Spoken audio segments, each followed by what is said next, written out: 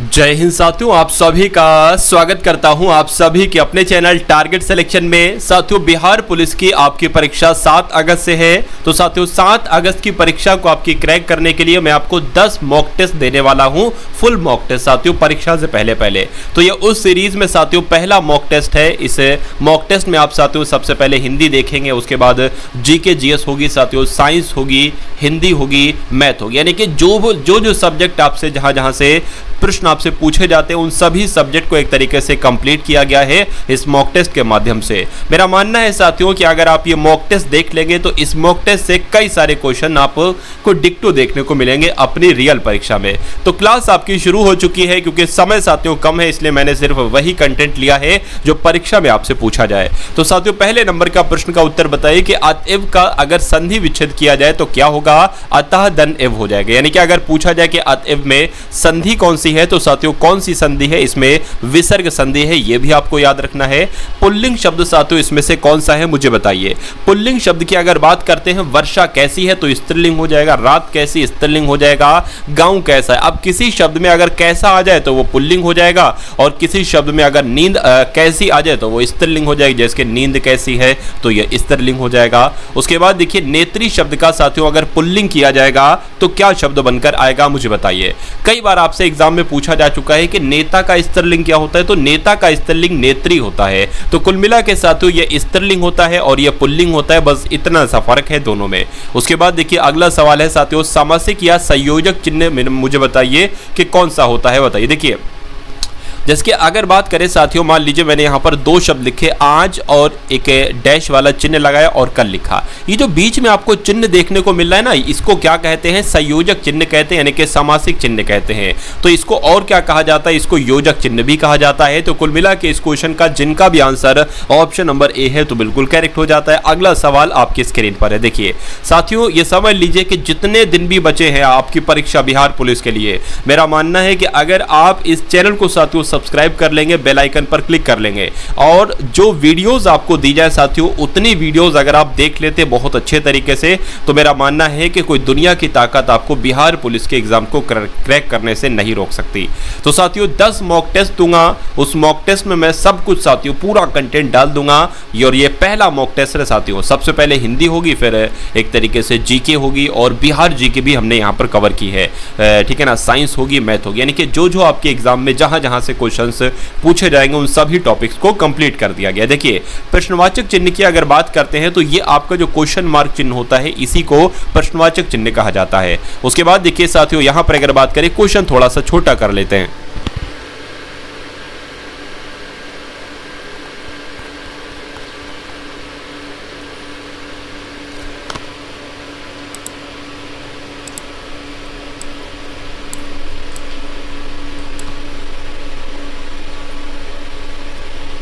चलिए अब ठीक है। तो यहां पर अगर बात करते हैं, तुलसीदास जी ने कहा है कि विनाश काल में मनुष्य की बुद्धि भ्रष्ट हो जाती है। तो ये कैसा वाक्य है मुझे बताइए। मैं आपको देखिए 3 तरह के वाक्य होते हैं, एक तो होता है आपका सरल वाक्य, एक होता है आपका मिश्र वाक्य, और एक होता है आपका संयुक्त वाक्य। तो अगर जब बात करते हैं साथियों कि यहाँ पर संयुक्त वाक्य कब होगा, अगर कभी भी साथियों आपको प्रश्न में यानी कि वाक्य में तथा देखने को मिल जाए तो वो साथियों आपका संयुक्त वाक्य होगा, या अगर आपको और देखने को मिल जाता है साथियों तो वो आपका संयुक्त वाक्य होगा, या किंतु परंतु देखने को मिल जाए तो वो आपका संयुक्त वाक्य होगा, ठीक है ना। किंतु परंतु या एवं देखने को अगर साथियों मिल जाए तो वो क्या होगा? संयुक्त वाक्य होगा। ये चीज आप लोग ध्यान रखेंगे, ठीक है। उसके अलावा अगर बात करें, अगर इसलिए देखने को मिल जाए, ठीक है, तो वो कैसा वाक्य होगा? तो वो संयुक्त वाक्य होगा। अब मिश्र की अगर बात करते हैं, मिश्र की अगर बात करें, अगर साथियों क्योंकि आपको किसी भी वाक्य में क्योंकि देखने को मिल जाए तो वो मिश्र वाक्य होगा। उसके अलावा अगर के देखने को मिल जाए तो वो मिश्र वाक्य होगा। तो ये चीजें आपको साथियों मालूम होना चाहिए। तो यहां पर साथियों के शब्द आया है तो ये कैसा वाक्य हो जाएगा? तो ये आपका एक मिश्र वाक्य हो जाएगा। तो जिनका भी आंसर, जो लोग भी यहाँ पर ऑप्शन नंबर बी के साथ हैं तो बिल्कुल सही है। अब अगर इस टाइप के कोई भी शब्द किसी वाक्य में नहीं आ रहे हैं तो वो कैसा वाक्य होगा? वो सरल वाक्य होगा। जैसे मोहन पढ़ता है, राम जाता है, इस टाइप के जो वाक्य होते हैं वो सरल वाक्य होते हैं। उसके बाद देखिए अगला सवाल आपकी स्क्रीन पर है कि यद्यपि वह अस्वस्थ है फिर भी लेखन क्षेत्र में सक्रिय है। तो ये कैसा है, ये आपको मुझे बताना है, बताइए। देखिए यहाँ पर साथियों अगर बात करें, मैं आपको एक चीज़ बताना भूल गया था, जैसे कि अगर मिश्र वाक्य की पहचान मैंने आपको बताई थी कि अगर के आ जाए तो वो मिश्र वाक्य होगा या क्योंकि आ जाए तो वो मिश्र वाक्य होगा। उसके अलावा साथियों अगर किसी वाक्य में जब तब आ रहा है, जब तब आ रहा है, देखिए मिश्र का मतलब होता है मिश्र मिले जुले, तो अगर मिले जुले शब्द किसी वाक्य में आ रहे हैं तो वो मिश्र वाक्य होता है। जैसे कि जब तुम आओगे तब वो जाएगा, तो अगर जब तब देखना तो वो मिश्र वाक्य हो जाएगा। उसके अलावा साथियों अगर बात करें किसी वाक्य में यद्यपि या तथापि आ जाए, ठीक है ना, यद्यपि तथापि आ जाए तो वो क्या हो जाएगा, तो वो साथियों मिश्र वाक्य हो जाएगा। तो यहाँ पर क्या है, एक तरीके से यद्यपि और तथापि ही तो है।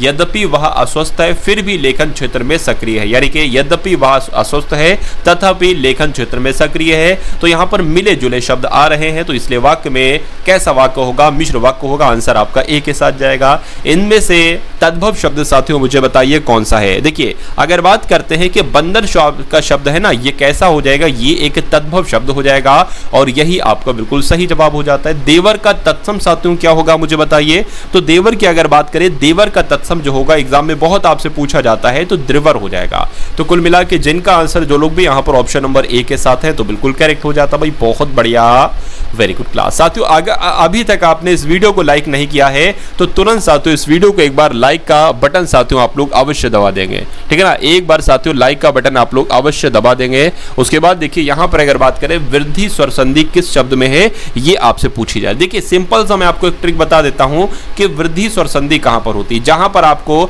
ऐसी मात्रा देखने को मिले या आपको साथियों ऐसी मात्रा देखने को मिले तो वहां पर कौन सी संधि होगी, वृद्धि स्वर संधि होगी। क्या यहां पर ऐसी दो मात्राएं, नहीं, यहां पर है नहीं, यहां पर है नहीं, यहां पर है। तो कुल मिला के वृद्धि स्वर संधि जो होगी वो महोषध शब्द में होगी और यही आपका सही जवाब हो जाता है। चलिए उसके बाद देखिए निम्नलिखित में से एक संयुक्त व्यंजन नहीं है, तो कौन सा साथियों संयुक्त व्यंजन नहीं है, ये आपसे यहां पर पूछा जा रहा है, मुझे बताइए। चलिए देखिए अगर बात करते हैं, चार संयुक्त व्यंजन होते हैं। छा एक संयुक्त व्यंजन होता है, उसके अलावा त्रा होता है और क्या होता है और उआ होता है, लेकिन शाह आपका संयुक्त व्यंजन नहीं होता है, नहीं होता है, तो यही आपका सही जवाब हो जाएगा। उसके बाद देखिए अगला सवाल साथियों आपके स्क्रीन पर है, देखिए और मुझे बताइए सही जवाब क्या होगा कि सुनीता के बच्चे घास फूस की तरह बढ़ रहे हैं। इस वाक्य में घास फूस शब्द में कौन सा समास है।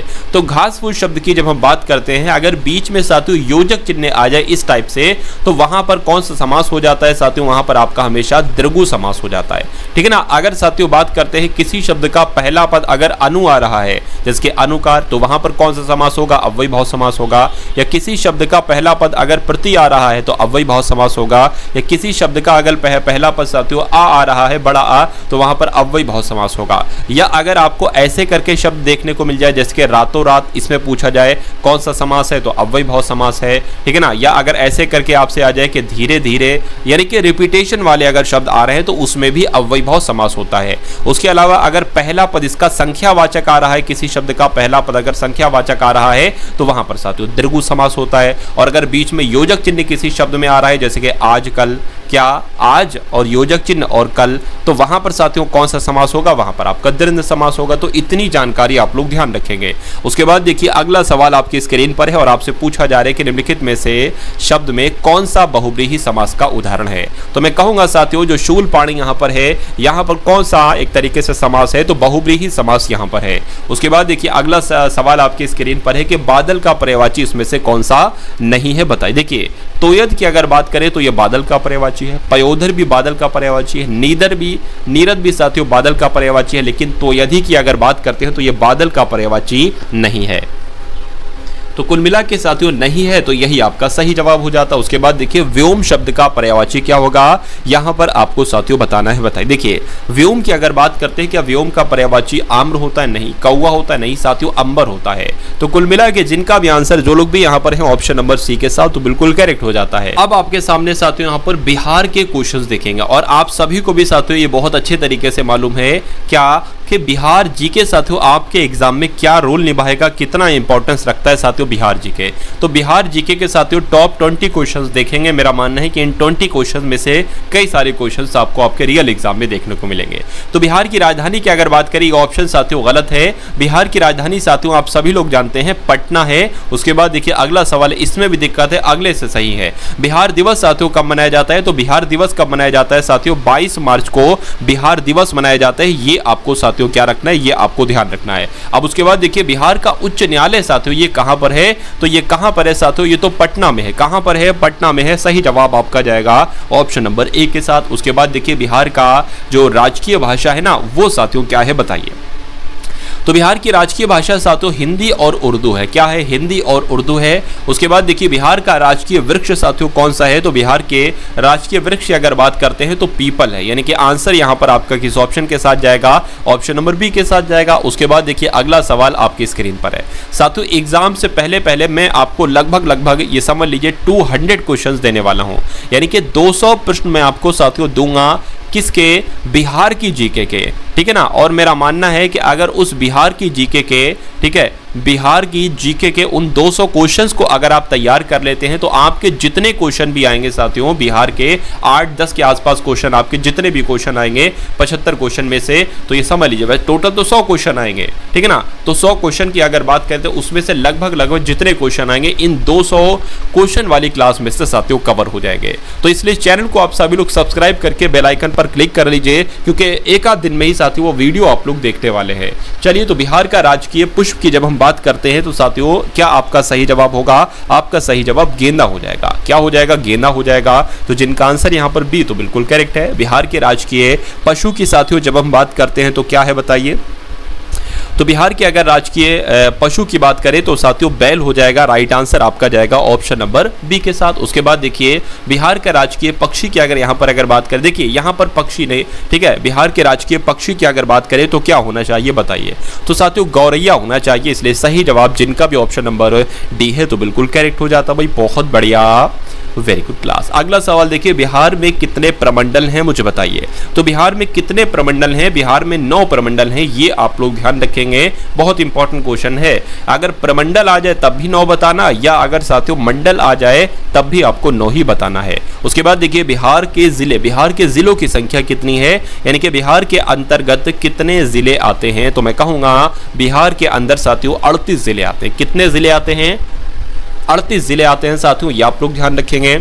उसके बाद देखिए बिहार का अनुमंडल साथियों कितने हैं। बिहार के अगर अनुमंडलों की अगर बात करते हैं तो 101 है। सही जवाब आपका जाएगा बी के साथ। उसके बाद देखिए बिहार में विश्वविद्यालय यानी कि यूनिवर्सिटी की संख्या कितनी है। तो बिहार में साथियों तकरीबन 21 यूनिवर्सिटीज हैं। कितनी, 21 विश्वविद्यालय हैं। ये आप लोग साथियों ध्यान रखेंगे। चलिए यहाँ पर थोड़ा सा मैं छोटा कर देता हूँ साथियों, देखिए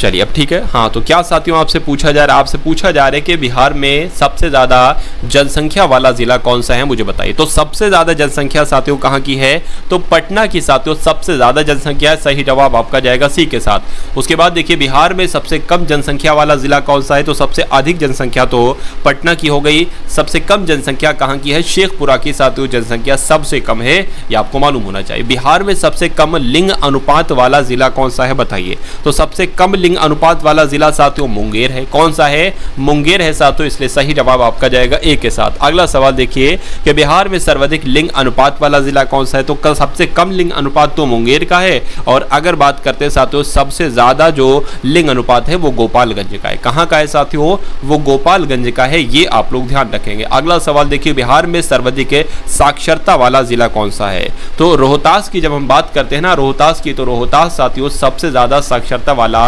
जिला है, ये आपको मालूम होना चाहिए। अगला सवाल देखिए बिहार में सबसे कम साक्षरता वाला जिला कौन सा है बताइए। तो सबसे ज्यादा साक्षरता वाला जिला रोहतास और सबसे कम साक्षरता वाला जिला साथियों पूर्णिया हो जाएगी। यानी कि आपका सही जवाब जो जाएगा वो किस ऑप्शन के साथ जाएगा, वो ऑप्शन नंबर बी के साथ जाएगा। अगला सवाल देखिए बिहार में सर्वाधिक जो वर्षा वाला जिला है, यानी कि सबसे ज्यादा जो वर्षा होती है वो कहां पर होती है, वो किशनगंज में होती है। यानी कि बिहार का एक ऐसा जिला जहां पर सबसे ज्यादा वर्षा होती है, तो मैं कहूंगा किशनगंज। उसके बाद देखिए अगला सवाल है सबसे कम वर्षा कहां पर होती है बिहार में?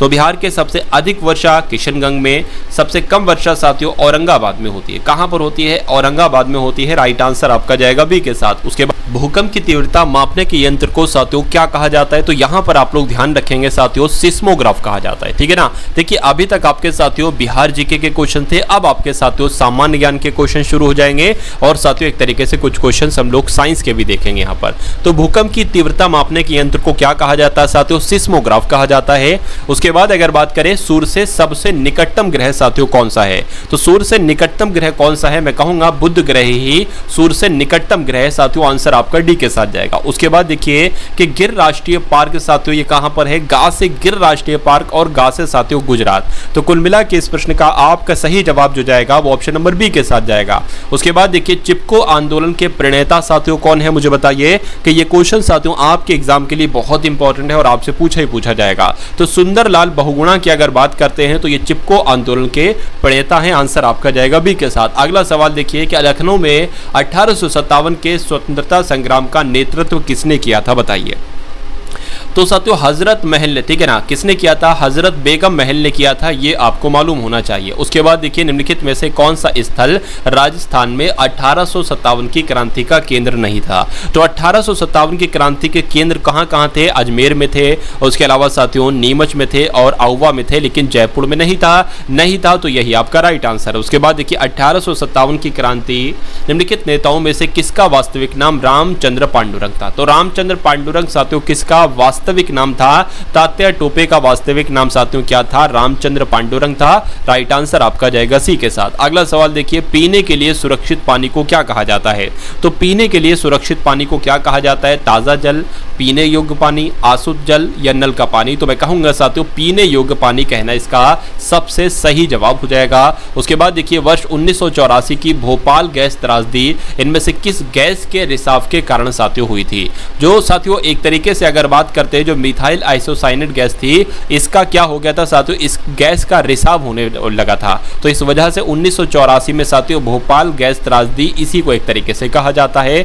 उसके बाद देखिए अगला सवाल है कि विश्व पर्यावरण दिवस साथियों कब मनाया जाता है? तो विश्व पर्यावरण दिवस साथियों कब मनाया जाता है? 5 जून को विश्व पर्यावरण दिवस मनाया जाता है। यही आपका सही जवाब होगा। चलिए उसके बाद देखिए एम.एस. स्वामीनाथन ये कौन थे साथियों? तो ये एक पारिस्थितिक वैज्ञानिक थे। मैं कहूँगा नहीं कि ये एक पत्रकार थे, पत्रकार भी नहीं थे, ये कृषि के वैज्ञानिक थे। ठीक है ना, तो कृषि वैज्ञानिक थे साथियों ये स्वामीनाथन। तो राइट आंसर आपका जो जाएगा वो ऑप्शन नंबर सी के साथ जाएगा। अगला सवाल देखिए कि wild life institute of India यानी कि WII की अगर बात करते हैं ये कहाँ पर स्थित है? बताइए। तो ये कहाँ पर स्थित है? ये कहाँ पर स्थित है? ये देहरादून में स्थित है। सही जवाब आपका जो जाएगा वो ऑप्शन नंबर डी के साथ जाएगा। उसके बाद देखिए साथियों यहाँ पर अगर बात करते हैं ये सभी क्वेश्चंस की अगर बात करते हैं, सभी प्रश्नों की अगर बात करते हैं, ये टॉप लेवल के क्वेश्चन है।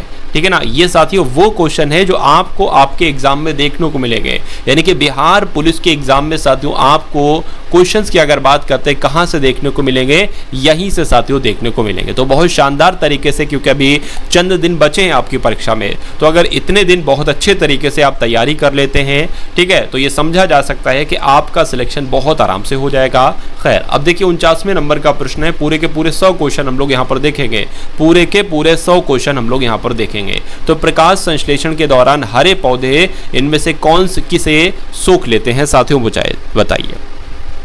तो किसे सोख लेते हैं? कार्बन डाइऑक्साइड को सोख लेते हैं। सही जवाब आपका जाएगा ऑप्शन नंबर ए के साथ। उसके बाद देखिए लोकसभा और राज्यसभा की संयुक्त बैठक किसके द्वारा आहूत की जाती है? मुझे बताइए। तो ये तो साथियों राष्ट्रपति के द्वारा आहूत की जाती है। किसके द्वारा आहूत की जाती है? राष्ट्रपति के द्वारा आहूत की जाती है। राइट आंसर आपका जाएगा बी के साथ। अगला सवाल आपकी स्क्रीन पर है देखिए, और आपसे पूछा जा रहा है कि संविधान के किस भाग में पंचायती राज व्यवस्था संबंधी प्रावधान है?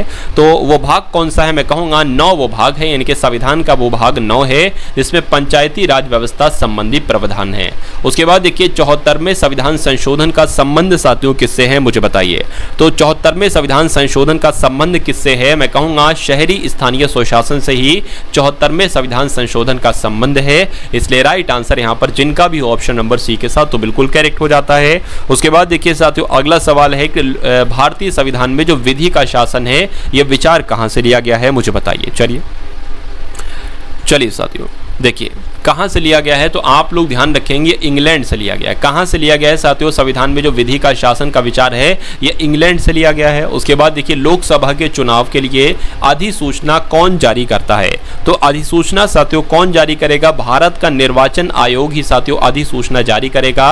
यानी कि सही जवाब आपका जो जाएगा वो ऑप्शन नंबर बी के साथ जाएगा। उसके बाद देखिए सवाल आपसे बहुत पूछा जाता है कि चांगपा जनजाति कहाँ पाई जाती है, लद्दाख में पाई जाती है, मणिपुर में पाई जाती है, असम में पाई जाती है, साथियों सिक्किम में पाई जाती है, बताइए। तो आप लोग ध्यान रखेंगे साथियों ये तो सिक्किम में पाई जाती है, यानी कि जो चांगपा जनजाति है ये कहां पर पाई जाती है, ये सिक्किम में पाई जाती है। सही जवाब आपका जाएगा ए के साथ। अगला सवाल देखिए कि हवा में उपस्थित ऑक्सीजन का प्रतिशत क्या होता है, बताइए। तो हवा में उपस्थित ऑक्सीजन का प्रतिशत साथियों 21% लगभग होती है। कितने प्रतिशत होती है, 21% होती है, यानी कि राइट आंसर जिनका भी ऑप्शन नंबर डी है तो बिल्कुल करेक्ट हो जाता है।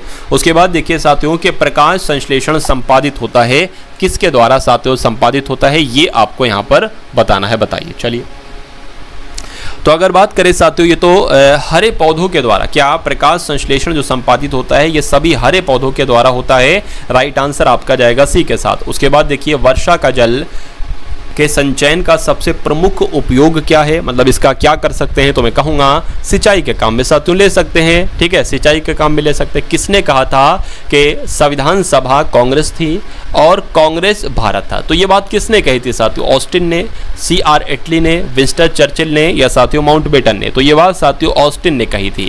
यानी कि सही जवाब आपका जो जाएगा वो किस ऑप्शन के साथ जाएगा, वो ऑप्शन नंबर ए के साथ जाएगा। अगला सवाल देखिए रेगुलेटिंग एक्ट पारित किया गया था, तो रेगुलेटिंग एक्ट साथियों कब पारित किया गया था, मैं कहूंगा 1773 में रेगुलेटिंग एक्ट पारित किया गया था। राइट आंसर आपका सी के साथ जाएगा। चलिए उसके बाद देखिए भारतीय अर्थव्यवस्था वर्णित की जा सकती है, ठीक है ना। भारतीय अर्थव्यवस्था की जब हम साथियों बात करते हैं तो क्या ये एक पिछड़ी और गतिहीन अर्थव्यवस्था है, तो नहीं, ऐसा नहीं है। ये एक विकासशील अर्थव्यवस्था, यानी कि जो भारत की अर्थव्यवस्था है ना साथियों, ये विकसित अर्थव्यवस्था नहीं है। ठीक है, विकसित अर्थव्यवस्था वो होती है जिसका विकास हो चुका होता है, जो विकसित हो चुकी होती है, जो डेवलप हो चुकी होती है। लेकिन अभी अपने भारत की अर्थव्यवस्था पूरी तरीके से डेवलप नहीं हुई है। क्या डेवलपिंग है ये साथियों, एक तरीके से मतलब इसका विकास चल रहा है। ठीक है, जो पूरा विकास जिसका हो जाता है वो एक तरीके से विकसित कहलाया जाता है। अभी ये विकासशील है, यानी कि इसका विकास चल रहा है। तो कुल मिला के सही जवाब आपका जो जाएगा वो ऑप्शन नंबर बी के साथ जाएगा। अगला सवाल देखिए भारत में मिश्रित अर्थव्यवस्था का क्या अर्थ है, बताइए। तो भारत में मिश्रित अर्थव्यवस्था की जब हम बात करते हैं तो बृहत और कुटीर उद्योग का सह अस्तित्व नहीं, या अगर बात करें आर्थिक विकास में विदेशों का सहयोग भी नहीं, सार्वजनिक तथा निजी क्षेत्र का सह अस्तित्व, ये आपका बिल्कुल सही जवाब हो जाएगा। यानी कि सही जवाब आपका जाएगा ऑप्शन नंबर सी के साथ। भाई पृथ्वी की सबसे बाहरी परत को साथियों क्या कहा जाता है, तो यहाँ पर अगर बात करें साथियों क्रस्ट कहा जाता है। क्या कहा जाता है, क्रस्ट कहा जाता है पृथ्वी की सबसे बाहरी परत को। उसके बाद देखिए सबसे हल्का तत्व साथियों इसमें से कौन सा है, मुझे बताइए। तो हाइड्रोजन की अगर बात करते हैं तो साथियों इसमें सबसे हल्का तत्व कौन सा है, हाइड्रोजन है। राइट आंसर आपका जाएगा ऑप्शन नंबर सी के साथ। अगला सवाल देखिए जल का रासायनिक सूत्र साथियों क्या होता है, तो जल का रासायनिक सूत्र साथियों क्या होता है, H2O जो होता है वो जल का रासायनिक सूत्र होता है। ये क्वेश्चन आपके एग्जाम में आ सकता है। सूरज से ऊर्जा का प्रमुख स्रोत साथियों क्या है, मुझे बताइए। तो अगर बात करते हैं साथियों संलयन है, इसलिए राइट आंसर आपका जाएगा ऑप्शन नंबर ए के साथ। चलिए उसके बाद देखिए अगला सवाल आपकी स्क्रीन पर है कि ध्वनि तरंगे किस माध्यम में सबसे तेज गति से चलती हैं। तो जो ध्वनि तरंगे होती हैं साथियों ये ठोस में सबसे तेज गति से चलती हैं, ये आपको याद रखना है। आपसे एग्जाम में साथियों क्वेश्चन आपसे पूछा जा सकता है। उसके बाद देखिए प्रकाश का अपवर्तन किसके कारण होता है, तो प्रकाश का अपवर्तन किसके कारण होता है, मैं कहूंगा साथियों माध्यम के परिवर्तन की वजह से साथियों प्रकाश का अपवर्तन होता है, ये आप लोग ध्यान रखेंगे। चलिए उसके बाद अगर बात करते हैं साथियों, ठीक है ना, ये एक तरीके से ये अच्छा क्वेश्चन है। ठीक है, क्या डायरेक्ट आपसे एग्जाम में पूछा जाएगा प्रकाश का अपवर्तन किसके कारण होता है, ठीक है ना। प्रकाश का अपवर्तन किसके कारण होता है, तो आप बताएंगे साथियों माध्यम के परिवर्तन की वजह से होता है। चलिए उसके बाद देखिए अगला सवाल साथियों आपकी स्क्रीन पर है, देखिए और मुझे बताइए कि यहां पर आपका सही जवाब क्या हो सकता है। चलिए भाई तो विद्युत प्रतिरोध की इकाई की अगर बात करते हैं तो साथियों विद्युत प्रतिरोध की इकाई क्या है? विद्युत प्रतिरोध की इकाई तो ओम है। क्या है साथियों? ओम है। इसलिए जिनका आंसर जो लोग भी ऑप्शन नंबर सी के साथ हैं तो बिल्कुल करेक्ट हो जाता है। उसके बाद देखिए साथियों, किस गैस का प्रयोग आग बुझाने वाले उपकरणों में होता है, मुझे बताइए। तो देखिए यहाँ पर अगर बात करते हैं साथियों किस गैस का उपयोग होता है, तो मैं कहूँगा कार्बन डाइऑक्साइड का गैस का प्रयोग आग बुझाने वाले उपकरणों में होता है। सही जवाब आपका बी के साथ जाएगा। रक्त का लाल रंग किसके कारण होता है? तो रक्त का लाल रंग जो होता है ये साथियों किसकी वजह से होता है? ये हीमोग्लोबिन की वजह से होता है। किसकी वजह से? हीमोग्लोबिन की वजह से होता है। सही जवाब आपका जाएगा सी के साथ। चलिए उसके बाद देखिए साथियों, अगला सवाल है कि पत्तियों का हरा रंग किस कारण से होता है? जो पत्तियों का हरा रंग होता है ना साथियों, ये क्लोरोफिल की वजह से होता है। किस वजह से होता है?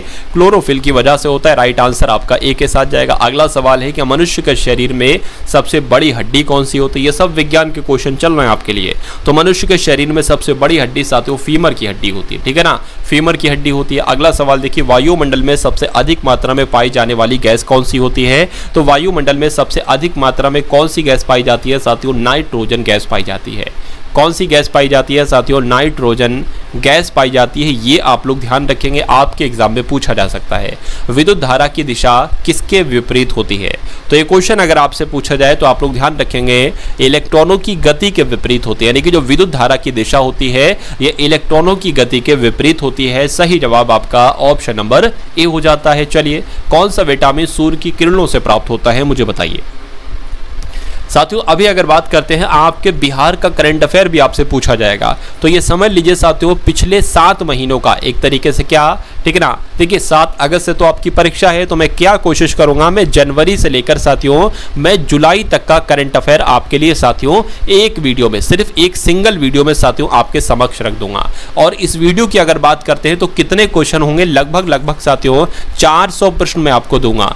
और ये सभी 400 प्रश्न साथियों कैसे होंगे? एक तरीके से चुनिंदा प्रश्न होंगे। ये सभी के सभी प्रश्न साथियों एक तरीके से चुनिंदा होंगे, ठीक है। तो मेरा मानना है कि अगर इन 400 प्रश्नों को आप पढ़ लेते हैं तो आपके एग्जाम में जो भी साथियों 8 से 10 क्वेश्चन करंट अफेयर के पूछे जाएंगे वो इन्हीं 400 प्रश्न पे सही होंगे। तो इसलिए साथियों चैनल पर अगर आप लोग नए हैं और अभी तक आपने चैनल को सब्सक्राइब नहीं किया है तो तुरंत साथियों चैनल को सब्सक्राइब कर लीजिए और जो बेल आइकन यानी कि घंटे जैसा निशान होगा उस पर क्लिक करके ऑल लिखा आएगा साथियों, ऑल पर साथियों क्लिक कर लीजिए ताकि जो भी वीडियो अपलोड करूं मैं तो तुरंत वीडियो के माध्यम से साथियों आपको मिल जाए, ठीक है ना। और डिस्क्रिप्शन में ग्रुप का लिंक होगा, उसको भी साथियों आप लोग ज्वाइन कर लीजिए। चलिए यहाँ पर अगर साथियों बात करते हैं, क्या लिखा हुआ है कि कौन सा विटामिन सूर्य की किरणों से प्राप्त होता है, तो मैं कह सकता हूँ कि विटामिन डी साथियों सूर्य की किरणों से ही प्राप्त होता है। उसके बाद देखिए नमक का रासायनिक नाम क्या है, यानी कि साधारण नमक की अगर बात करते हैं तो सामान्य नमक की अगर बात करें सोडियम क्लोराइड साथियों इसका रासायनिक नाम होता है जाएगा। राइट आंसर आपका जाएगा ए के साथ। उसके बाद देखिए अगला सवाल है कि साथियों न्यूटन की गति का तीसरा नियम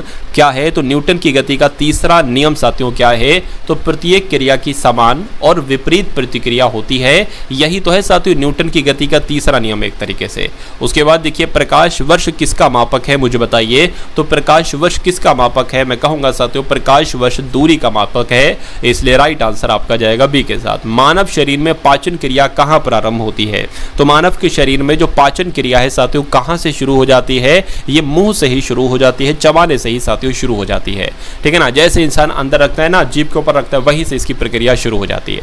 परमाणु में कौन से कण होते हैं, तो परमाणु की अगर बात करें देखिए इसमें इलेक्ट्रॉन भी होते हैं, प्रोटॉन भी होते हैं, न्यूट्रॉन भी होते हैं। तो ऐसा ऑप्शन कहां पर लिखा हुआ है, ऐसा ऑप्शन आपके ऑप्शन नंबर डी में लिखा हुआ है। तो जिनका आंसर जो लोग भी यहां पर ऑप्शन नंबर डी के साथ हैं तो बिल्कुल करेक्ट है। चलिए साथियों 10 क्वेश्चन हम लोग मैथ के भी देखेंगे इसी वीडियो में। लगभग 91 से लेकर 100 क्वेश्चन जो होंगे ना, 100वें क्वेश्चन तक वो आपके मैथ के क्वेश्चन ही होंगे, मैथ के सवाल ही होंगे। चलिए तो विद्युत मोटर में विद्युत ऊर्जा को किस ऊर्जा में परिवर्तित किया जाता है, ये आपसे कुल मिला के पूछा जा रहा है। अभी साथियों ठीक है, एक आध दिन पहले मैंने बिहार जीके पर एक क्लास बनाई थी, बिहार जीके पर एक क्लास बनाई थी साथियों। कितने क्वेश्चन थे उसमें, टॉप लेवल के साथियों 100 क्वेश्चन थे। तो मेरा मानना है साथियों वीडियोस वाले सेक्शन में जाइए और उन 100 क्वेश्चन को एक तरीके से अपने मनोमस्तिष्क में स्टोर कर लीजिए। कुछ नहीं साथियों 2 से 4 क्वेश्चन तो आपके यहीं से इसी क्लास से फंस जाएंगे। उसके बाद देखिए साथियों विद्युत मोटर में विद्युत ऊर्जा को किस ऊर्जा में परिवर्तित किया जाता है? तो साथियों यांत्रिक ऊर्जा में परिवर्तित किया जाता है। सही जवाब आपका जाएगा ए के साथ। उसके बाद देखिए सौर मंडल का सबसे बड़ा ग्रह कौन सा है? तो पृथ्वी ग्रह सौर मंडल का सबसे बड़ा ग्रह नहीं, ठीक है। मंगल ग्रह भी साथियों नहीं है। बृहस्पति ग्रह की अगर बात करते हैं तो ये सौर मंडल का सबसे बड़ा ग्रह है बृहस्पति।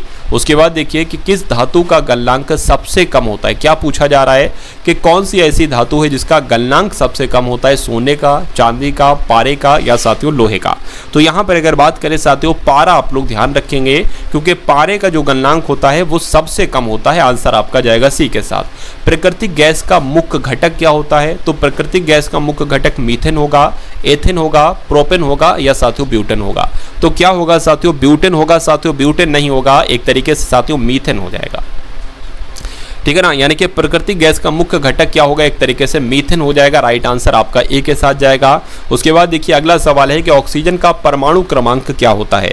तो ऑक्सीजन का परमाणु क्रमांक साथियों क्या होता है? ऑप्शन नंबर सी 8 जो होता है, यह ऑक्सीजन का ही परमाणु क्रमांक होता है। किसे हरित ग्रह प्रभाव कहा जाता है? तो हरित ग्रह प्रभाव साथियों किसे कहा जाता है? वायुमंडल में ऑक्सीजन की कमी को नहीं, वायुमंडल में कार्बन डाइऑक्साइड की वृद्धि को। बिल्कुल सही साथियों। तो वायुमंडल में कार्बन डाइऑक्साइड की जब वृद्धि होती है तो इसको हरित ग्रह प्रभाव कहा जाता है। सही जवाब आपका जाएगा ऑप्शन नंबर बी के साथ। भाई बहुत बढ़िया, वेरी गुड क्लास। चलिए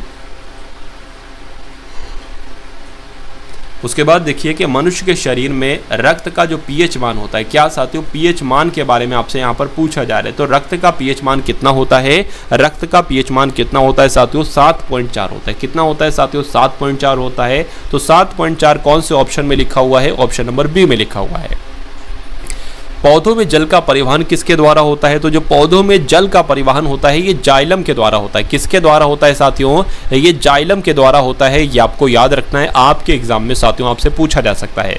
ध्रुवीय उपग्रह किसके लिए उपयोग किए जाते हैं? तो जो ध्रुवीय उपग्रह होते हैं साथियों पृथ्वी की निगरानी के लिए एक तरीके से इस्तेमाल किए जाते हैं। ये आप लोग ध्यान रखेंगे। सही जवाब आपका जो जाएगा वो ऑप्शन नंबर सी के साथ जाएगा। उसके बाद देखिए अब यहाँ से साथियों आपके सामने जो क्वेश्चन एक तरीके से शुरू हो चुके हैं वो मैथ के क्वेश्चन शुरू हो चुके हैं। तो यहाँ पर साथियों मैथ के मैंने कितने क्वेश्चन लिए हैं? मैथ के मैंने साथियों 10 क्वेश्चन लिए हैं। तो आप देखिएगा कि इन मैथ के क्वेश्चन में से क्या 6 से 7 क्वेश्चन आप बिल्कुल सही कर पाते हैं। तो अगर 6 से 7 क्वेश्चन आप सही कर लेते हैं तो आपकी मैथ साथियों अच्छी मानी जाएगी, ठीक ठाक मानी जाएगी।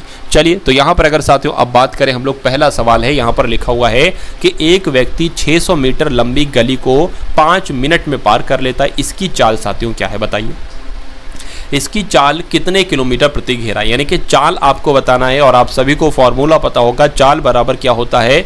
चाल बराबर होता है साथियों दूरी बटे समय। तो यहाँ पर साथियों क्या दूरी दी गई है? बिल्कुल दी गई है। 600 मीटर लंबी दूरी दी गई है। 600 मीटर लंबी दूरी हो गई, ठीक है ना। और 5 मिनट आपका क्या हो गया? 5 मिनट आपका समय हो गया। देखिए अगर बात करते हैं अगर दूरी मीटर में है तो समय हमेशा सेकंड में होना चाहिए, लेकिन यहाँ पर दूरी तो मीटर में है लेकिन समय क्या है? समय मिनट में है, यहाँ पर सेकंड में नहीं है। तो इसको सेकंड में बनाने के लिए इसकी गुणा 60 से कर देंगे, ठीक है। इतनी बात आपको साथियों समझ में आ गई है। चलिए कोई दिक्कत नहीं। तो अब इसको कैलकुलेट करें। 60 कम 60, यहाँ पर साथियों ऊपर 10 आ जाएगा। 5 कम 5, 5 दूना साथियों 10 आ जाएगा। यानी कि अब अगर साथियों बात करते हैं चाल जो आपकी निकलती है, चाल कितनी निकलती है? 2 मीटर प्रति सेकंड चाल निकलती है। तो 2 मीटर सेकंड चाल आपसे पूछी थी, चाल निकाल दी। 2 मीटर प्रति सेकंड ऑप्शन में कहीं नहीं है, लेकिन चाल मीटर प्रति सेकंड में नहीं निकालना है, किलोमीटर प्रति घंटा में निकालना है। तो अगर कोई भी चाल है या कोई, ठीक है, कोई चाल है अगर 2 मीटर प्रति सेकंड में है और किलोमीटर प्रति घंटे में साथियों निकालना है तो आप किससे गुणा कराएंगे? 18/5 से आप साथियों गुणा कराएंगे, ठीक है ना। तो साथियों 18 दूना कितना हो जाएगा? 36/5 हो जाएगा। 5 कम 5, 5 सत्ते आपका क्या हो जाएगा साथियों? 35 हो जाएगा, ठीक। एक बचेगा, पॉइंट लगेगा, 0 बढ़ेगा यहाँ पर। 5 दूना आपका 10 हो जाएगा। तो 7.2 आपका साथियों बिल्कुल सही जवाब हो जाएगा। और 7.2 कहां पर लिखा हुआ है? ऑप्शन नंबर बी में लिखा हुआ है। उसके बाद देखिए अगला सवाल आपके स्क्रीन पर है कि 171 मीटर लंबी रेलगाड़ी 45 किलोमीटर प्रति घंटा की चाल से 229 मीटर लंबे एक पुल को कितने समय में पार करेगी? तो यहाँ पर आपसे समय पूछा जा रहा है। क्या पूछा जा रहा है? समय पूछा जा रहा है। और आप सभी लोग जानते हैं समय बराबर क्या होता है? दूरी बटे समय होता है, सॉरी दूरी बटे चाल होती है। तो यहाँ पर तो दूरी, अच्छा कभी भी साथियों अगर रेलगाड़ी वाला और प्लेटफॉर्म वाला क्वेश्चन आ जाएगा, ठीक है ना, या किसी में अगर रेलगाड़ी की लंबाई दे रखी हो या अगर पुल की लंबाई दे रखी हो तो दूरी पता क्या होती है? दूरी होती है रेलगाड़ी की लंबाई जो कि 171 है प्लस पुल की लंबाई जो कि साथियों 229 है, तो दूरी यही कहलाएगी। अब इसको जोड़ लीजिए, यही आपकी दूरी हो जाएगी। 9 और 1 आपका 10, 10 का 0, ठीक है ना। यहाँ पर क्या आ जाएगा साथियों, 3 और 7 आपका क्या हो जाएगा 10, 10 का 0 आ जाएगा, ठीक है। और ये कितना आ गया 3 और ये 4, यानी कि 400 क्या हो गई 400 मीटर आपकी दूरी हो गई। अब चाल कितनी थी साथियों, चाल थी आपकी 45 किलोमीटर प्रति घंटा। अब देखिए यहाँ पर सेकंड में आंसर है, दूरी है मीटर में, तो साथियों ये एक तरीके से क्या होना चाहिए, ये एक तरीके से मीटर प्रति सेकंड में हो। चाल जो किलोमीटर प्रति घंटा में है, मीटर प्रति सेकंड में इसको बदलिए। और मैंने आपको बताया था कि अगर किसी भी किलोमीटर प्रति घंटा की चाल को मीटर प्रति सेकंड में बदलते हैं तो उसकी गुणा 5/18 से करते हैं, ठीक है ना। तो इसकी गुणा 5/18 से करेंगे क्योंकि इस 45 किलोमीटर प्रति घंटे को मीटर प्रति सेकंड में बदलना है। अब देखिए 18 ऐसा करो ये ऊपर चला जाएगा, तो 18 ये साथियों ऊपर चला गया, यहाँ से हटा दीजिए। अब इसको साथियों कट कर लीजिए, 9 दूना 18 हो जाएगा, 9 5 आपका 45 हो जाएगा, ठीक है ना। इतनी बात समझ में आ गई। 5 से कम 5 साथियों, 5 8 40 हो जाएगा। इसको अगर कट करें साथियों क्या आ जाएगा, यहाँ पर अगर बात करें 5 कम 5 जाएगा, 5 संग 30 हो जाएगा। 16 दूना कितना हो जाएगा साथियों 32, ठीक है ना। 32 सेकंड आपका जो निकलेगा, ये क्या निकल रहा था, ये समय निकल रहा था, तो 32 सेकंड साथियों समय आपका निकल आएगा। तो 32 सेकंड कहीं ऑप्शन में है, मैं कहूँगा बिल्कुल ऑप्शन में है, ऑप्शन नंबर सी वाले में है, तो यही आपका क्या होगा साथियों बिल्कुल सही जवाब हो जाता है। उसके बाद देखिए अगला सवाल है साथियों आपके स्क्रीन पर है, देखिए और मुझे बताइए कि सही जवाब यहाँ पर आपका क्या हो सकता है, बताइए। चलिए देखिए, एक रेडियो को 1600 रुपये में ख़रीदा जाता है, ठीक है ना। ख़रीद कर कितने रुपए में बेचा जाए कि उसको 15% का लाभ हो। तो साथियों जब उसको 1600 रुपये में ख़रीदा जाता है यानी कि ये उसकी 100% की वैल्यू है। 1600 रुपये जो है वो उसकी 100% की वैल्यू है और 15% के लाभ से उसको बेचा जा रहा है, यानी कि उसको 115% पर बेचना है। तो साथियों जब 100% की वैल्यू 1600 है तो 115% की वैल्यू क्या होगी, ये आपसे कुल मिला के पूछी जा रही है। अगर इसकी देखिए ये 100 इसके भाग में आ जाएगा ना, तो ये पता क्या हो जाएगी, ये 1% की वैल्यू हो जाएगी। 1% की वैल्यू हो जाएगी, इधर भी 1% है, तो इसको हमें 115% की वैल्यू निकालना है, इसलिए हमने 115% से इसकी गुणा की, तो इसकी भी साथियों हम 115% से गुणा करेंगे, तभी ये साथियों क्या निकल कर आ पाएगी, 115% की वैल्यू निकल कर आ पाएगी। इन 2 जीरो से ये 2 जीरो कैंसिल हो जाएंगे। अब 115 की गुणा साथियों 16 से आप करा लीजिए, 6 पंजे 30 आपका हो जाएगा, 6 कम 6 साथियों यहाँ पर 9 आ जाएगा, 6 कम 6 आ जाएगा, यहाँ पर 1 1 5 आ जाएगा, उसके बाद 0 यहाँ पर साथियों 14, यहाँ पर साथियों 8 आ जाएगा, यहाँ पर कितना आ जाएगा 28 क्या आ गया 2840 आ गया, ठीक है ना। तो कुछ साथियों क्या मिस्टेक यहाँ पर लग रही है, देखिए कुछ साथियों क्या मिस्टेक है, एक बार फिर से देख लेते हैं यहाँ पर कहीं कुछ मिस्टेक तो नहीं है। देखिए कि एक रेडियो को 1600 रुपये में, अच्छा ऐसा तो नहीं साथियों ये 28 ये 2 हो, टाइपिंग हो सकता है मिस्टेक हो गई, फिर भी हम लोग एक बार देख लेते हैं कि एक रेडियो को 1600 रुपये में ख़रीदा जाता है, खरीद कर कितने रुपए में बेचा जाए कि 15% का लाभ हो, ठीक है ना। 15% का लाभ हो तो 100% की वैल्यू 1600 है, ठीक है ना। 1600 बटे 100 1% की वैल्यू गुणा 115 से गुणा कराना पड़ेगी इसकी, तो इन 2 जीरो से ये 2 जीरो कट जाएंगे। 115 की 16 से गुणा कराना है, 115 की 16 से गुणा कराना है, 6 पंजे क्या हो जाएगा 30 हो जाएगा, 6 6 9 आ जाएगा, 6 कम 6 आ जाएगा, ठीक है ना। 1 1 5 आ जाएगा, 0 आ गया, 9 5 कितना हो गया 14 हो गया, ठीक 7 8 हो गया। हाँ यहाँ पर साथियों एक ही तो आएगा, यहाँ पर मिस्टेक होगी मुझसे जोड़ में, अरे भाई 0 0 0 हो जाएगा, ये 9 5 14 हो जाएगा, 1 हासिल का 1 लगा यहाँ पर, 6 और 1 7 और 8 हो जाएगा, और साथियों ये वाला 1 आ जाएगा, यानी कि 1840 ही तो हुआ कुल मिला के साथियों। यहाँ पर सही जवाब आपका जो जाएगा वो किस ऑप्शन के साथ जाएगा, वो ऑप्शन नंबर बी के साथ ही जाएगा। कि दिए गए पाई ग्राफ में एक मकान के बनाने में किए गए व्यय का यहाँ पर साथियों ब्यौरा है।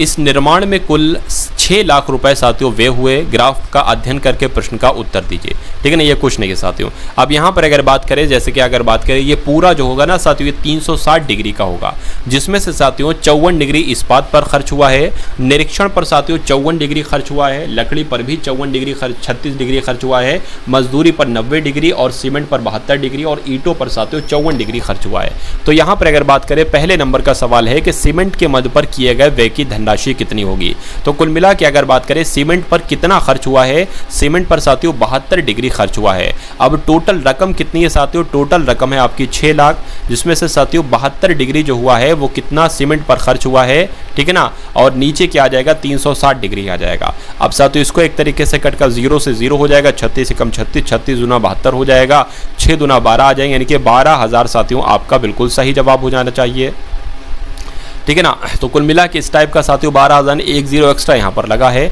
अच्छा, यहाँ पर साथियों मैंने क्या एक 0 कम जोड़ लिया, तो इसलिए वो यहाँ पर एक एक्स्ट्रा आ जाएगा। तो आंसर आपका यहाँ पर जो जाएगा वो ऑप्शन नंबर सी के साथ जाएगा। उसके बाद देखिए, मजदूरी की मद पर व्यय की गई धनराशि निरीक्षण पर की गई धनराशि से कितनी अधिक है। तो मजदूरी की मद क्या है और निरीक्षण की मद क्या है। मजदूरी की साथियों कितनी है, 90 है, ठीक है। तो निरीक्षण की कितनी है साथियों, 54 है। सबसे पहले इसको यहीं पर घटा लीजिए, इसका अंतर यहाँ पर घटा लीजिए, यहाँ पर 6 आ जाएगा, यहाँ पर साथियों 3 आ जाएगा, तो 36 डिग्री साथियों आ रहा है। यानी कि हम कह सकते हैं टोटल राशि कितनी है साथियों, 6 लाख है, ठीक है ना। कितना आ रहा था, एक तरीके से 36 आ रहा था, तो 36 की साथियों निकाल लीजिए, नीचे क्या आ जाएगा, 360 डिग्री आ जाएगा। इसको कट करेंगे साथियों 0 और इस 0 से ये आ जाएगा, यानी कि 60,000 आपका आंसर आ जाएगा, जो कि 7 क्रमागत संख्याओं का औसत कितना है साथियों। एक तरीके से अगर बात करते हैं औसत इनका कितना है, 33 है। तो इनमें से सबसे बड़ी संख्या क्या होगी, तो मान लीजिए एक संख्या x हो गई, 7 क्रमागत संख्या है, दूसरी संख्या x + 1 हो जाएगी, ठीक है ना। क्या हो जाएगी, x + 1 हो जाए, एक सेकेंड, x + 1 हो जाएगी, पहले ये हो गई, दूसरी ये हो गई, उसके बाद साथियों x + आपकी 2 हो जाएगी, फिर x + 3 हो जाएगी, ठीक है ना। x + आपकी क्या हो जाएगी, 4 हो जाएगी, x + 5 हो जाएगी और x + साथियों 6 हो जाएगी। तो ये कितनी संख्या हो गई, 1 2 3 4 5 6 और 7 हो गई। तो इनका औसत जो आपसे कहा जा रहा है साथियों 7 संख्याएं, और इनका औसत कितना दे रखा है, इनका औसत साथियों 33 दे रखा है, 33 दे रखा है। तो इनका योगफल पता कितना हो जाएगा, 7 × 21 हो जाएगा, 7 × 21 और 22 23, यानी कि 231 इनका योग हो जाएगा। अब कितनी बार x आया है, तो 7 बार x आया है, प्लस इनका योग क्या होगा, 2 1 3 3 3 6 6 10 15 और साथियों 21, यानी कि यहाँ पर साथियों 21 आ जाएगा। अब अगर बात करें इसमें से 21 घटेगा साथियों, तो कितना बचेगा, देख लीजिए, 0 1 2, यानी कि 210 बचेगा। यानी कि 7x बराबर कितना आ गया साथियों, 210 आ गया। x बराबर कितना आ जाएगा साथियों, 210/7 आ जाएगा, 7 × 21 हो जाएगा, यानी कि x बराबर जो आएगा वो 30 आ जाएगा। तो कुल मिला के पूछा क्या गया था, सबसे बड़ी संख्या कौन सी है, ये है। तो साथियों 30 + 6 कितना हो जाएगा, 36 हो जाएगा। और 36 कौन से ऑप्शन में है, 36 ऑप्शन नंबर डी वाले में, तो यही आपका बिल्कुल सही जवाब हो जाता है। उसके बाद देखिए अंतिम प्रश्न आपकी स्क्रीन पर है साथियों। यहाँ पर कुछ क्वेश्चन जो थे ना वो मिसिंग हो गए, ठीक है, टाइप नहीं हो पाए, कुछ दिक्कत मेरे ख्याल से आ गई, ठीक है। 35 लीटर एक मिश्रण में दूध और पानी जो है ना वो 4:1 के अनुपात में है। यदि मिश्रण में 7 लीटर पानी और मिला दिया जाए तो परिणामी मिश्रण में दूध और पानी क्या हो सकता है। साथियों अगर बात करते हैं यहाँ पर कि 35 लीटर पानी है, तो इसमें दूध कितना होगा और इसमें साथियों पानी कितना होगा, ये सबसे पहले हम लोग देख लेते हैं, ठीक है। दूध कितना है साथियों, तो दूध 4 है, ठीक है। नीचे क्या आ जाएगा, नीचे इन दोनों का योग आ जाएगा, यानी कि नीचे 5 आ जाएगा, 5 × 5 5 × 7 35, 5 × 7 35, तो 7 चौक कितना हो जाएगा, 28, यानी कि इसमें 28 लीटर साथियों दूध होगा। तो जाहिर सी बात है 35 लीटर टोटल है, 28 लीटर दूध है, तो पानी कितना होगा साथियों, 7 लीटर होगा, पानी 7 लीटर हो जाएगा। तो अब साथियों 28 लीटर दूध है, पानी कितना है, 7 लीटर है। तो कहने कि इस मिश्रण में 7 लीटर पानी और मिला दिया जाता है, तो पानी 7 है, पानी इसमें 7 लीटर पानी और मिला दिया जाता है, तो परिणामी मिश्रण में दूध और पानी का अनुपात क्या होगा, तो टोटल 28/14 हो जाएगा। इसको अगर कट करें साथियों 7 चौक आपका 28 हो जाएगा, 7 दूना आपका 14 हो जाएगा, और कट करें साथियों 2 और 1 आ जाएगा, यानी कि 2 और 1 का अनुपात आएगा, जो कि कहां पर लिखा हुआ है, जो ऑप्शन नंबर सी में लिखा हुआ है। तो कुल मिला के जिनका भी आंसर यहां पर ऑप्शन नंबर सी है तो बिल्कुल करेक्ट हो जाता है भाई, बहुत बढ़िया, वेरी गुड क्लास। तो ये साथियों आपके लिए बिहार पुलिस के लिए एक फुल मॉक टेस्ट था, जिसमें पूरे 100 क्वेश्चंस थे। जैसे आपके साथियों कुछ क्वेश्चन नहीं हो पाए, जो जैसे आपके साथियों डायरेक्ट आपके एग्जाम में पूछे जाएंगे। तो इस चैनल को आप सभी लोग सब्सक्राइब करके बेल आइकन पर ज़रूर क्लिक कर लीजिए। और ये पहला मॉक टेस्ट था, ऐसे ही 9 मॉक टेस्ट और आएंगे। मेरा मानना है इस 10 मॉक टेस्ट में पूरा सिलेबस आपका कंप्लीट करवा दिया जाएगा नए पैटर्न पर आधारित। तो इस वीडियो को साथियों अपने मित्रों के साथ आप लोग ज़रूर शेयर कर दीजिएगा। मिलते हैं हम सभी लोग आने वाली वीडियो में। जय हिंद साथियों।